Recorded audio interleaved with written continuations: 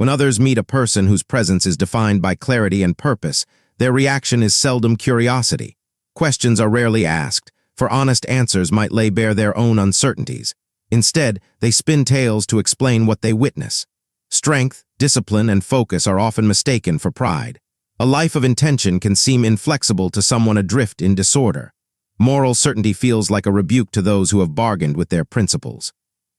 When an individual moves through the world with direction and coherence, it is easier for observers to invent motives than to turn the mirror inward. They cast their own insecurities, anxieties, and unspoken yearnings onto the person who chooses to rise above the fray. Clarity unsettles because it illuminates what others would rather leave in shadow.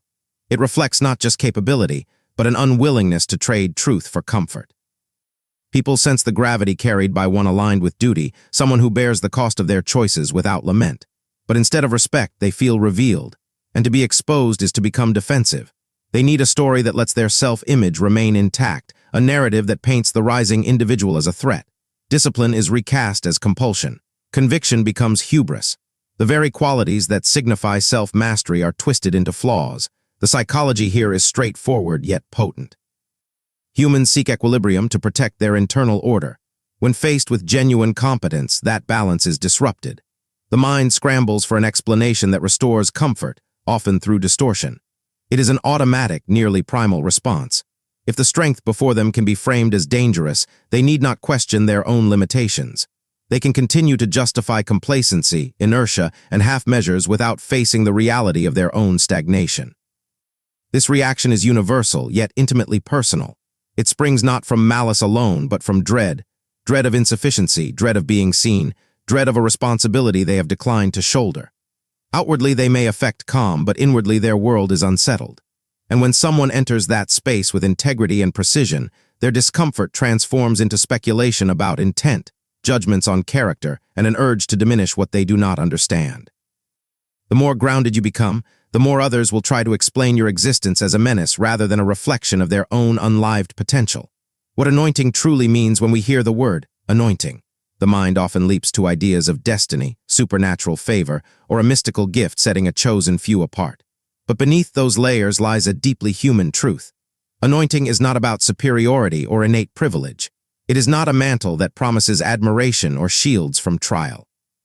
At its core, anointing is the alignment of a person with duty, the quiet command of burdens most avoid, and the capacity to shape those burdens into coherent action. It is the fusion of courage, discipline, and ethical awareness applied to create order from chaos. Anointed individuals are not defined by accolades, but by how they conduct themselves when unseen. They accept the weight of truth even when it is inconvenient, even when it carries a price that would deter others. They understand that responsibility is not a reward but a cost. It is demanding, relentless, and exacting, yet it forges character in ways that comfort never can. This embrace of difficulty sets them apart. While many seek validation through ease and avoidance, the anointed seek coherence through struggle, through navigating moral and psychological terrains that are tangled, complex, and often solitary. Psychologically, anointing reflects integration. It emerges when someone has faced their own fragments, the impulses, fears, and contradictions, and learned to channel them rather than be ruled by them. It is the outcome of conscious engagement with chaos, a willingness to endure suffering without letting it corrode the core self. Those who are anointed carry an internal order that radiates. Their presence is steadying, even if disquieting, because it contrasts with the instability around them. This is why anointing can feel threatening. It is a mirror showing what others have not reconciled within themselves. Anointing does not ask for permission. It requires no world's approval. It manifests in quiet, consistent choices aligned with long-term values over short-term ease. It shows in how someone speaks, decides, and maintains integrity where shortcuts would be simpler. There is a tangible gravity in such people, a seriousness born from recognizing life's finitude and duty's non-negotiable nature. Their actions, though often simple, carry depth because they are informed by understanding, not impulse. To grasp anointing is also to grasp its effect on observers. Those who witness it often feel a mix of awe and unease. The presence of someone embodying competence, resilience, and ethical clarity challenges others to face their own inconsistencies. They may feel envy, doubt, or a need to belittle what they cannot yet emulate. This response reflects not the anointed one's failing, but the observer's inner discord. In this way, anointing is inherently disruptive. It is not chaos itself, but it unsettles the complacency that masks disorder and so provokes defensive reactions. Anointing is responsibility carried to its fullest expression. It is not granted. It is earned through confrontation with difficulty, through disciplined thought and action, and through the courage to persist in alignment with truth. It is the lived proof that order, clarity, and moral competence are possible in a world that often rewards compromise. And while it may unsettle the unprepared, it offers profound stability to those who recognize its depth. Why they frame it as a threat when someone transcends the ordinary through capability, discipline, or moral lucidity? A predictable reaction follows from those who haven't walked a similar path. It stems not from observation, but from a defensive instinct to preserve self-image. People feel laid bare when confronted by someone embodying qualities they have neglected. Your order, your focus, your ability to move through life without impulsivity, all act as a mirror. They reveal the gaps, concessions, and frailties others have quietly accepted. Facing such a reflection, the easiest response is to vilify what they cannot emulate. Framing strength as a menace is a psychological shortcut. It lets individuals sidestep introspection, avoiding the uncomfortable truth that they have chosen inaction, indulgence, or ethical compromise. If they can recast your clarity as pride or your restraint as coldness, they preserve their story unchanged. This reframing is rarely deliberate. It arises from a mind unsettled by evidence of a competence it does not possess. By labeling moral excellence as transgression, they shield themselves from the dissonance of acknowledging their own shortcomings. The process feels almost ritualistic. They watch, assess superficially, then construct a narrative that absolves them of self-examination. If your discipline is visible, they call it fixation. If your ethical rigor is steady, they name it inflexibility. If your vision aligns with long-term outcomes, they accuse you of calculation. Every strength is twisted into a flaw because to acknowledge it otherwise would demand a reckoning they wish to avoid. This is how many navigate a world they have not chosen to master, by redefining reality to fit their limits rather than rising to meet it. This reaction is also deeply symbolic. Humans tend to equate their own stumbles with moral failure. When someone appears who does not fit that pattern, it becomes existentially unsettling. Your steadiness undermines the mental framework that has justified their stagnation. An identity built on excuses trembles before someone who takes duty seriously. Labeling competence as dangerous is an attempt to regain stability, a psychological maneuver to turn exposure into narrative control. This reframing is, in itself, a confession. It reveals not your failings, but their insecurities and unaddressed fears. The person who calls your clarity arrogance or your discipline harshness is often projecting qualities they secretly desire but have not cultivated. They are drawn to what they lack while trying to discredit it. Their accusations are less about truth and more about shielding themselves from the consequences of their own choices. Understanding this pattern is vital. When confronted with what they cannot match, many would rather distort reality than elevate themselves to meet it.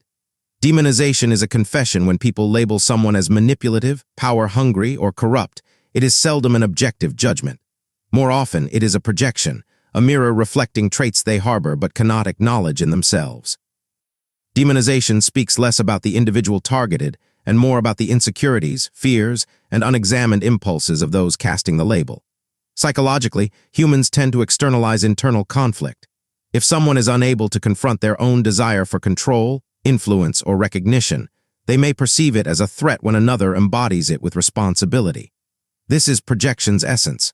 The qualities they fear within are ascribed to others in exaggerated, hostile ways. The accusations are never neutral. They are crafted narratives to displace accountability. When someone is called manipulative, it often confesses that the accuser struggles with wielding influence ethically. When power-hungry is hurled, it voices a craving for authority without the will to earn it through effort and integrity. Demonization is not analysis. It is a defense mechanism triggered by discomfort, envy, or fear. It signals that the observer is faced with a standard they cannot meet and must vilify to maintain psychological balance. This dynamic is amplified socially. We are communal beings who derive identity from our place within a hierarchy. When an individual rises through capability, insight, or moral clarity, they disrupt established expectations. Those who have built their identity on relative mediocrity feel threatened because their standing is implicitly challenged. They respond by recasting excellence as transgression. The person who refuses to bend under pressure becomes, in their tale, dangerous. The consistency, resilience, and focus that define the anointed are twisted into evidence of ill intent, as if acting with integrity must be a threat. Projection functions as both shield and confession. It shields the accuser from painful self-recognition while confessing the qualities they covet or dread. Demonization exposes the observer more than the observed. Every attack is a window into the psyche of the one who utters it. Their narrative of menace is not about reality, but about the inner chaos they refuse to confront.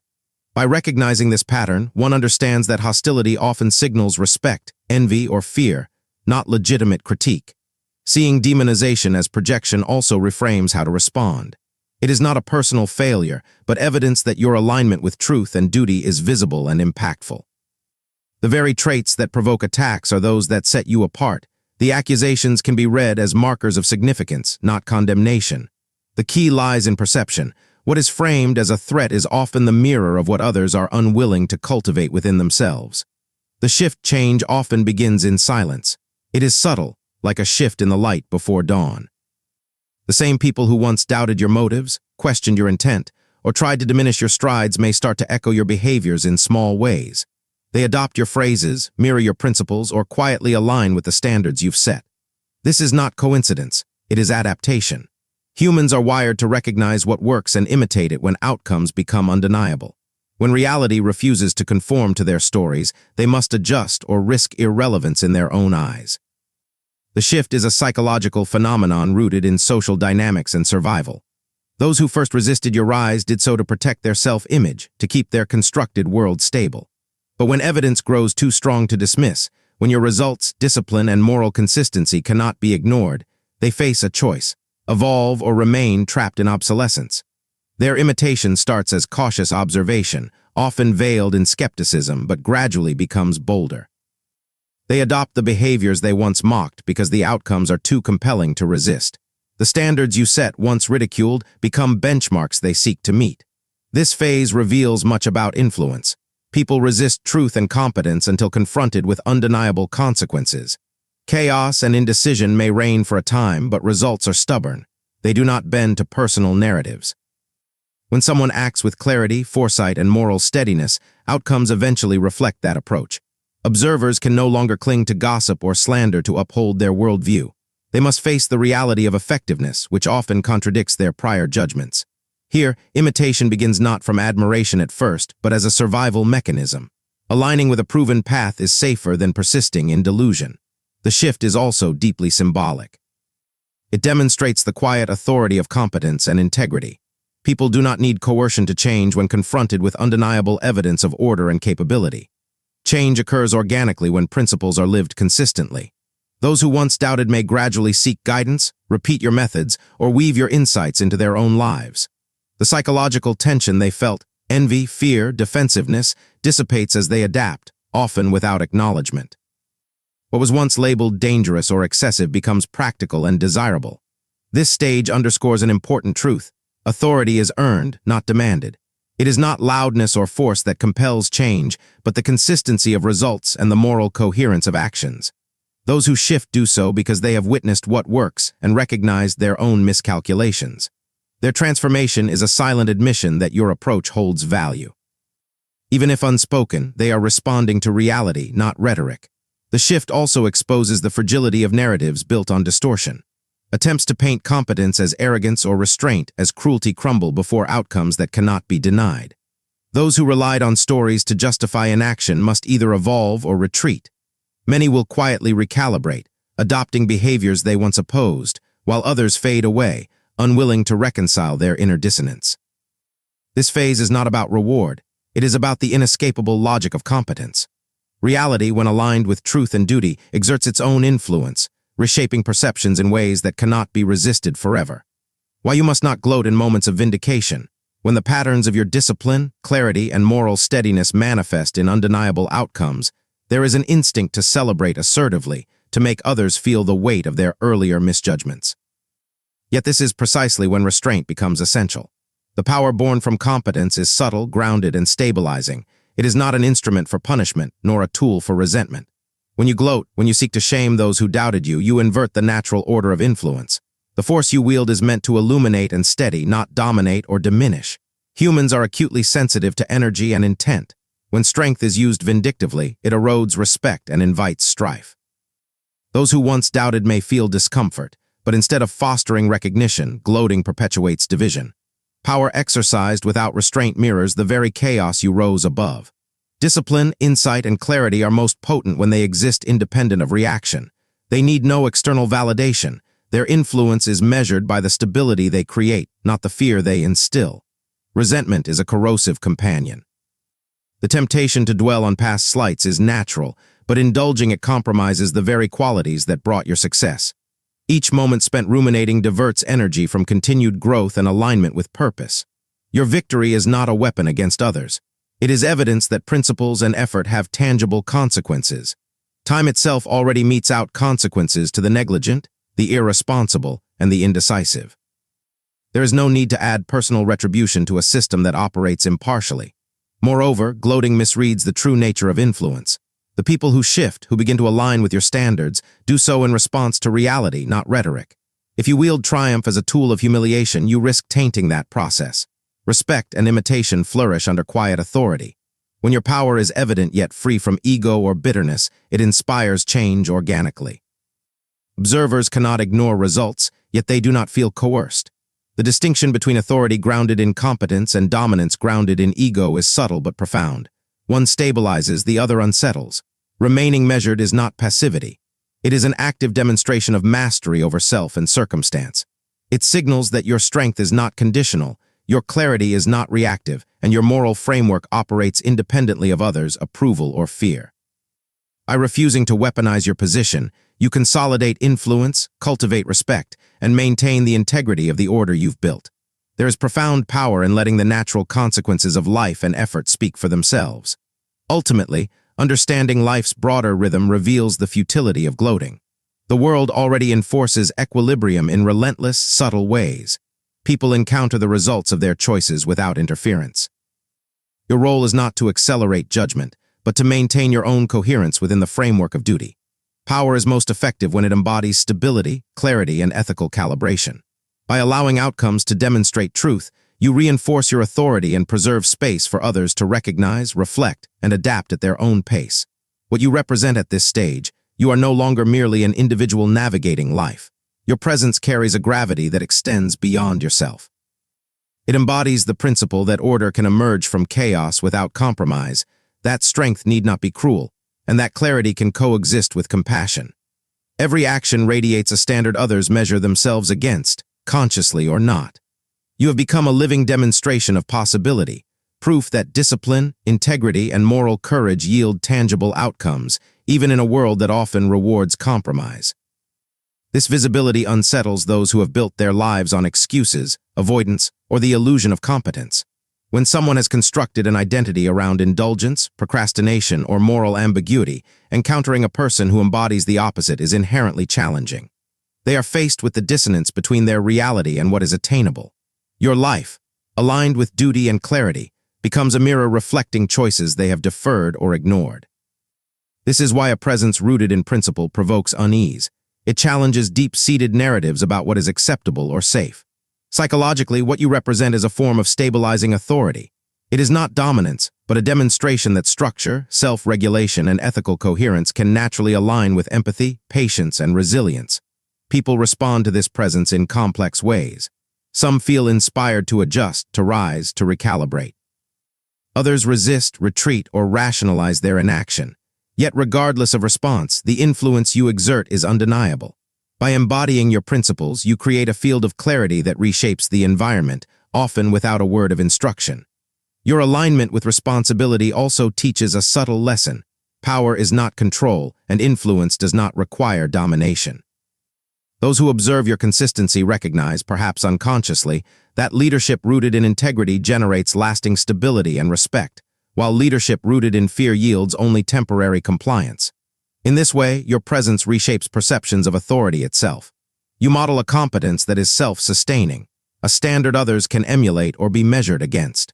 Moreover, what you represent transcends personal achievement. It is a statement about the possibility of moral and psychological coherence in a world that frequently rewards expedience. Your life becomes evidence that one can navigate complexity without corruption, that clarity can persist without cruelty, and that strength can coexist with restraint. This is precisely what triggers unease in those relying on shortcuts. Your stability exposes the fragility of their own frameworks. Your existence, aligned with principle and sustained by discipline, is both a challenge and an invitation. They tried to distort your journey, to lessen the weight of your discipline and the coherence of your choices. They attempted to paint your alignment with duty as arrogance, your moral clarity as rigidity, your strength as a threat. Yet these efforts reveal more about them than about you.